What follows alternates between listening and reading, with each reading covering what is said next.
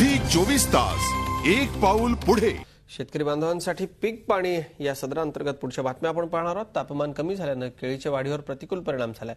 वातावरणातल्या बदलामुळे केळीच्या उत्पादनात 40% घट झाली। तसंच रोगराईतही वाढ होती। अशा प्रतिकूल वातावरणात उत्पादन कमी झालं असून व्यापारी मात्र कमी किमतीतच केळीची खरेदी करतात।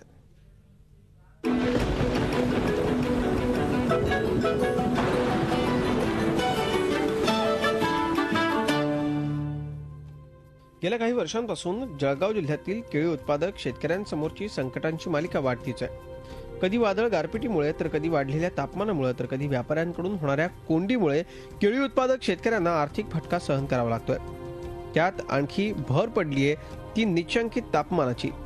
जळगावात सध्या गेल्या अनेक दिवसांपासून तापमान सातत्यानं 7 ते 8 डिग्री सेल्सिअसवर आहे। 10 डिग्री सेल्सिअस तापमानाखाली केळीचं पीक तग धरू शकत नसल्यानं त्याच्या अन्नद्रव्य प्रक्रियेवरती विपरीत परिणाम होतो। त्यामुळे केळीच्या घडाची निसवण तसंच वाढही खुंटते।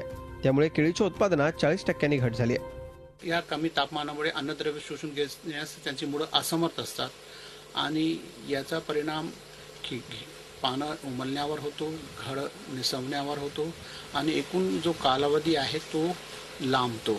शेतकऱ्याचं पीक केळीच्या बांधावर आलं की व्यापारी त्याला भाव देत नाहीत। या अशा संकटांमुळे केळी उत्पादक बेजार झालेत। त्यामुळे शेतकऱ्यांनीही एकजूट दाखवणं गरजेचं आहे।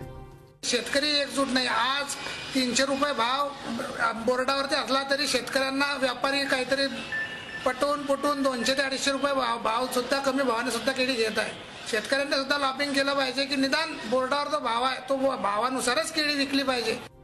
केळीची शेती दिवसेंदिवस तोट्याची होत चालल्यानं जळगावची देशातली केळी उत्पादक म्हणून असलेली ओळख हळूहळू पुसट होण्याची भीती आहे। झी 24 तास साठी विकास भदाणे, जळगाव।